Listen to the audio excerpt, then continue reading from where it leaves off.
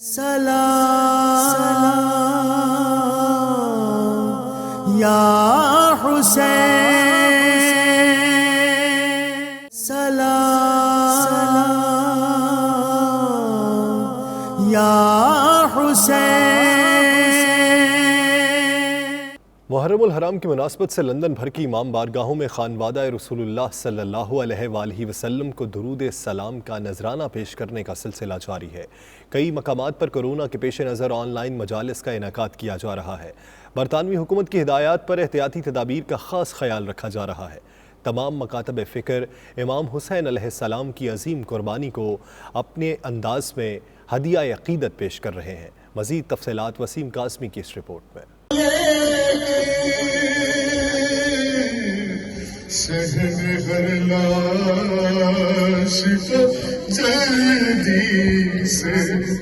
برطانیہ بھر کی طرح لندن اور گرد و نواح میں پہلی محرم سے مختلف مقامات پر مجالس عزا کا سلسلہ جاری ہے۔ امام بارگاہوں اور مختلف مساجد میں محرم الحرام کے موقع پر درود السلام اور عقیدت بھری تقاریر کے ذریعے اہل بیت اطہار کو خراج عقیدت پیش کیا جا رہا ہے۔ ایمان افروز مجالس و محافل میں علماء کرام اور ذاکرین امام حسین علیہ السلام اور ان کے رفقا کی استقامت اور اسلام کے لیے عظیم قربانی کا تاریخی اور نظریاتی پس منظر بیان کر رہے ہیں۔ امام بارگاہ ادارہ جعفریہ ٹوٹنگ، امام بارگاہ امامیہ مشن ویسٹ لندن، امام بارگاہ سکینہ ٹرسٹ وسطی لندن اور امام بارگاہ شہدائے کربلا east London Slough Reading Northampton سمیت دیگر مقامات پر منعقدہ مجالس میں شرکاء کربلا کے شہیدوں کو خراج عقیدت پیش کر رہے ہیں۔ عزاداری امام حسین السلام محرم میں بہت ہی عمدہ طریقے سے انجام پا رہی ہے۔ جہاں آن لائن مجالس کا سلسلہ ہے جو کہ بے تحاشا ہے، وہاں اسلامی سینٹروں میں امام بارگاہوں میں SOPs کے ساتھ مجالس عزا برپا ہو رہی ہیں۔ ہمارے مسجد امام بارگاہ شہداء کربلا میں اس سال جو محرم کا اشرا ہے وہ نہایت عقیدت و احترام سے منایا جا رہا ہے، اور چونکہ ان دنوں میں کووڈ-19 کی وجہ سے کافی ڈیفیکلٹیز ہیں، تو ہم نے میک شور کیا ہے کہ ہماری جو ساری SOPs ہیں وہ آبزرو کی جا رہی ہیں۔ کئی مقامات پر مومنین کی فزیکل پریزنس کے ساتھ مجالس کا سلسلہ جاری و ساری ہے، اور نہایت ہی خوش آئند بات یہ ہے کہ تمام مجالس میں تمام SOPs کا خاص طور سے خیال رکھا جا رہا ہے۔ جیسا کہ آپ کو علم ہے کہ پوری دنیا میں اس سال کووڈ-19 کی وجہ سے محرم الحرام کے اجتماعات متاثر ہوئے ہیں، لیکن میں خاص طور پر حکومت برطانیہ کا شکریہ ادا کرتا ہوں کہ جس نے ہمیں SOPs کے تحت مختلف شہروں میں مجالس اور محافل کی اجازت دی۔ ہم نے چاہا کہ اس کووڈ-19 کے دور میں ہم اس مشن کو جاری رکھتے ہوئے ساری جو ہیلتھ اینڈ انوائرمنٹ کی ضروریات ہیں، یعنی SOPs، اس کو ساتھ رکھتے ہوئے ہم نے یہ نظام کیا۔ اس موقع پر علماء کرام کا کہنا تھا کہ کربلا کے میدان میں خانوادہ رسول صلی اللہ علیہ وآلہ وسلم نے جس استقامت اور حقانیت کا مظاہرہ کیا وہ رہتی دنیا تک یاد رہے گا۔ آج حسینیت سچائی اور حق کا استعارہ بن چکی ہے۔ مجالس عزا سے علماء کرام کا اپنے خطاب میں کہنا تھا کہ درس کربلا ہی امت مسلمہ کے لیے راہ نجات اور اسلام کی سربلندی کا سچا راستہ ہے۔ علماء کرام مسلمانوں کو اگر ایک پلیٹ فارم پر لانا چاہتے ہیں تو کربلا والوں کے پیغام کو مل کر عام کریں۔ کرونا وائرس کی دوسری لہر کے پیش نظر برطانوی حکومت کی جانب سے خصوصی طور پر دی گئی ہدایت کو مد نظر رکھتے ہوئے ماتم داریوں اور مجالس کا سلسلہ برطانیہ بھر میں عروج پر نظر آ رہا ہے۔ تمام مکاتب فکر امام حسین علیہ السلام اور ان کے خاندان و صحابہ کرام کی اسلام کی سربلندی کے لیے بے مثال قربانیوں کی یاد میں ان مجالس اور محافل میں بھرپور شرکت کر رہے ہیں۔ Waseem Qasmi, 92 news, London. Glasgow کی مقامی مذہبی شخصیت کے رہائش گاہ پر آن لائن بچوں کی مجلس منعقد کی گئی، جس میں اوورسیز پاکستانی بچوں نے کثیر تعداد میں شرکت کی۔ رپورٹ کریں گلاسکو سے 92 نیوز کے نمائندے شاہد میر۔ لبیک یا حسین، لبیک یا حسین، لبیک یا حسین۔ کورونا وائرس کی وجہ سے محافل و مجالس بھی آن لائن منعقد ہو رہی ہیں۔ اسی حوالے سے مقامی اوورسیز پاکستانی مرزا لیاقت علی بیگ نے گلاسکو میں اپنی رہائش گاہ پر بچوں کی آن لائن مجلس کا اہتمام کیا۔ Today we spoke about Bibi Zainab's two prince, Hazrat On and Hazrat Muhammad. Today we told the children in ki kya importance thi. We made them realize that Bibi Zainab gave a sacrifice in the name of Imam Hussein. عشرہ محرم اس سال ہم نے پابندیوں کے باوجود بچوں کے لیے اپنے گھر میں بندوبست کیا۔ ماشاءاللہ آج 5 محرم ہے اور بچے بہت ہی اچھی طریقے سے مجلس کی آن لائن مجلس میں اوورسیز پاکستانیوں کے ساتھ برطانیہ میں پیدا ہونے والے بچوں نے بھی خصوصی شرکت کی۔ آن لائن مجلس سے مولانا حیدر محمود اور مولانا مہدی نے خطاب کیا۔ اپنے خطاب میں ان کا کہنا تھا کہ بچوں کو عظمت امام حسین رضی اللہ تعالی عنہ اور شہدائے کربلا کی عظیم قربانیوں کے بارے میں بتایا۔ People will do so much prayers, worships, and then maybe they might not go to Jannah because of their other deeds. Yet one deed, one tear, and you will go to heaven. How is it possible? He said, I never trusted this hadith. ذاکرین نے حضرت زینب رضی اللہ تعالی عنہ کی بہادری اور دانائی کا بھی خصوصی طور پر ذکر کیا۔ ایران میں سید الشہداء کی شہادت کا غم منانے کے لیے جگہ جگہ مجالس کا سلسلہ جاری ہے۔ کرونا وائرس کے پیش نظر حاضرین مجلس نے حفاظتی تدابیر کا خاص خیال رکھا۔ سماجی فاصلے کو برقرار رکھنے کے ساتھ ساتھ ماسک اور سینیٹائزر کا اہتمام بھی کیا گیا۔ تفصیلات کے مطابق امام حسین اور ان کے وفادار ساتھیوں کی یوم شہادت کی یاد میں محرم کے مہینے کے دوران ملک بھر کے لوگ سوگ کی رسمیں ادا کرتے ہیں۔ کورونا کی وجہ سے مجالس کا اہتمام حفاظتی تدابیر کے قوانین اور سماجی فاصلاتی اصولوں پر کیا گیا ہے۔ ایرانی دارالحکومت تہران، مشہد، اصفہان، قم اور دیگر شہروں میں محرم الحرام کے مجالس میں صفوں میں فاصلے پر پابندی کی گئی۔ مجلس امام حسین علیہ السلام میں ہزاروں کی تعداد میں لوگوں نے شرکت کی۔ بچے، بوڑھے سبھی نہایت منظم انداز میں شریک ہوئے۔ مجلس میں داخلے سے قبل فیس ماسک بھی دیے گئے۔ سیکیورٹی کے لیے سخت انتظامات کیے گئے۔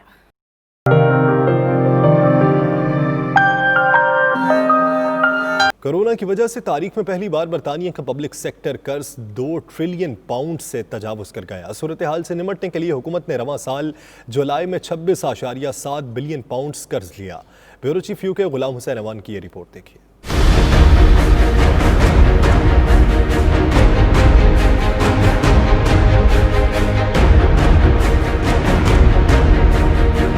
کورونا وائرس نے برطانیہ کو بھی قرض لینے پر مجبور کر دیا۔ 1993 کے بعد برطانیہ میں قرضوں کی شرح میں سب سے بڑا اضافہ ہوا ہے۔ سرکاری اعداد و شمار کے مطابق اپریل سے جولائی تک 4 مہینوں کے دوران 150.5 بلین پاؤنڈز قرض لیا گیا، جس کے بعد عوامی شعبہ جات کے قرضوں کا مجموعی حجم 2 ٹریلین پاؤنڈ سے تجاوز کر گیا۔ برطانوی چانسلر رشی سناک کہتے ہیں کہ حکومت متاثرین کی بحالی اور ان کی ملازمتیں بچانے کے لیے عملی اقدامات کر رہی ہے۔ جلد مثبت نتائج سامنے آئیں گے۔ ایک سروے کے مطابق برطانیہ کی مجموعی افرادی قوت کا 12% حصہ غیر فعال ہو چکا ہے۔ Ghulam Hussain Awan, 92 news, London.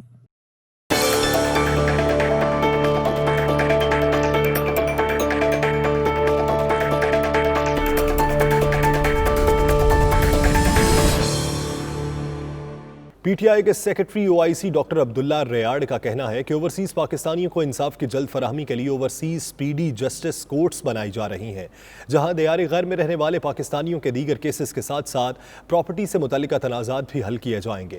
وہ واشنگٹن ڈی سی میں 92 نیوز کے نمائندے خرم شہزاد سے خصوصی بات چیت کر رہے تھے۔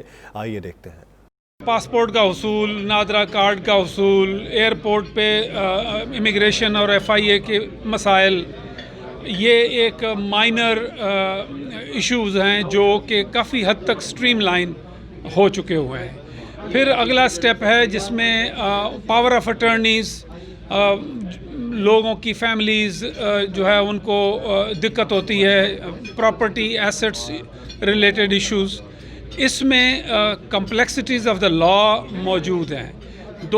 ہماری حکومت نے جیسے ہی آتے ہی اوورسیز منسٹری نے یہ بل ٹیبل کیا ہوا ہے جس میں speedy justice courts for overseas Pakistanis, especially for the property disputes, جس میں فیملیز کے کانفلکٹس اینڈ ڈسپیوٹس ہیں، ان کیسز کو ایکسپیڈیشس فوٹنگ پہ ان کورٹس کے قیام کا جو ہے وہ بل ہے۔ وہ بل اب آخری مراحل میں ہے اور مجھے امید ہے کہ جب وہ کورٹس کی ایک تشکیل ہو جائے گی تو یہ کیسز کو دوسرے ڈومیسٹک کیسز سے علیحدہ کر کے نہ پرائرٹی بیسس پہ پروسیس کیا جائے گا۔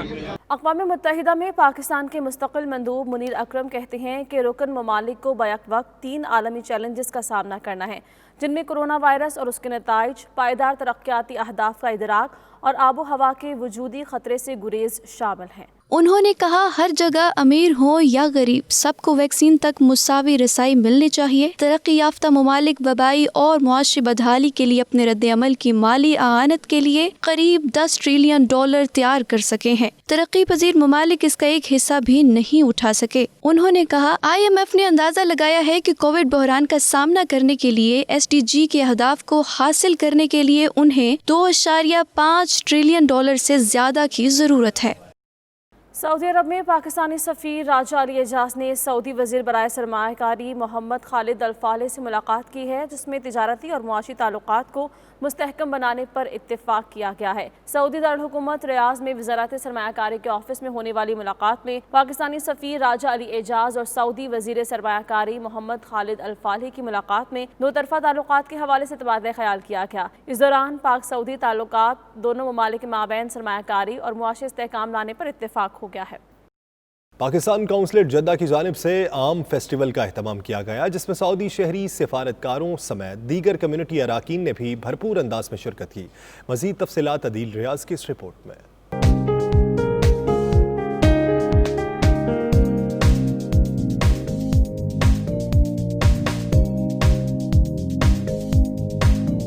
پاکستان کونسلیٹ جدہ کی جانب سے لذت اور ذائقے سے بھرپور پاکستانی آموں پر مشتمل عام فیسٹیول کا انعقاد کیا گیا. نمائش کا مقصد لوگوں کو مختلف پاکستانی آموں کی اقسام کے بارے میں آگاہ کرنے کے ساتھ ساتھ پاکستانی ثقافتی روایت کے ذریعے پاک سعودی تعلقات کو مزید فروغ دینا تھا. کونسلر جنرل جدہ خالد مجید نے مینگو فیسٹیول تقریب سے خطاب کرتے ہوئے فیسٹیول میں شریک مہمانوں کو خوش آمدید کہا اور اپنے خطاب میں کہا کہ پاکستان سعودی عرب میں آموں کا دوسرا سب سے بڑا برآمد کنندہ ہے. عرب خطے میں تمام قومیتوں میں پاکستانی آموں کی مٹھاس اور خوشبو انتہائی مقبول ہے. Pakistan produces almost 150 different varieties of mangoes, but I'm sure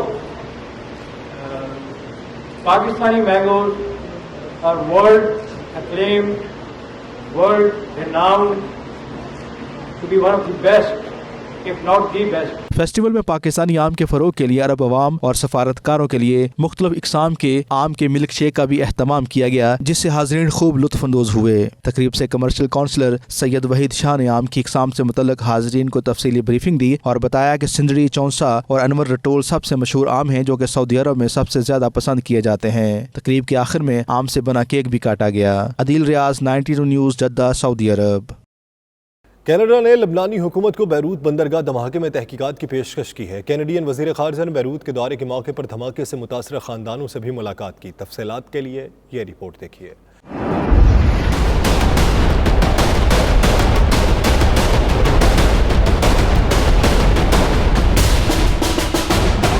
Canadian وزیر خارجہ فرانکوس فلپ نے گزشتہ روز لبنان کے تباہ حال دارالحکومت بیروت کا دورہ کیا اور لبنانی حکام سے ملاقاتیں کی. لبنانی صدر مائیکل اون سے ملاقات میں انہوں نے بیروت دھماکے پر گہرے دکھ اور افسوس کا اظہار اور متاثرہ خاندانوں سے اظہار یکجہتی کیا. لبنانی صدر سے ملاقات کے بعد میڈیا سے گفتگو کرتے ہوئے کینیڈین وزیر خارجہ کا کہنا تھا کہ اگر شفاف اور غیر جانبدار تحقیقات کا آغاز کیا جائے تو کینیڈا بھی تحقیقات میں شامل ہونے کو تیار ہے. We need to be there for the people of Lebanon. I spoke with the President of Lebanon this morning. I said that the international assistance need to be coupled with substantive reforms and that impunity needs to stop. Canadian وزیر خارجہ نے Beirut شہر کو بحالی اور تعمیر نو کے لیے $8 ملین امداد دینے کا بھی اعلان کیا. We'll contribute an additional $8 million to match the contribution of Canadians. So this is going to help again. We saw Canada wanted to be there for a couple of things. We wanted to be there in the emergency response. We want to be sure that we'll be there for the reforms, and we need institutional reforms. There's things that have been discussed already about telecommunication, water, energy. And in Canada, my message was we're ready to give the technical assistance. دورہ Beirut کے دوران Canadian وزیر خارجہ نے امدادی سرگرمیوں میں مصروف رضاکاروں اور متاثرہ فیملیز سے بھی ملاقاتیں کی. انہوں نے متاثرین کی امداد کے لیے قائم کیے گئے کیمپ کا بھی دورہ کیا. اس موقع پر بیروت کے میئر بھی ان کے ساتھ تھے. ایک فرانسیسی میگزین میں شائع ہونے والے لبنانی ایوان صدر کے بیان کے مطابق بیروت دھماکے میں 25 افراد بالواسطہ یا بلا واسطہ ملوث ہیں جنہیں تحقیقات کے لیے گرفتار کیا جا چکا ہے. بیروت دھماکے کی تحقیقات کے لیے فرانس اور امریکہ کے خفیہ ادارے بھی لبنانی سیکورٹی اداروں کی مدد کر رہے ہیں. UK بلیٹن سے اب تک کے لیے اتنا ہی. مزید خبروں اور اپڈیٹس کے لیے آپ دیکھتے رہیے 92 نیوز UK.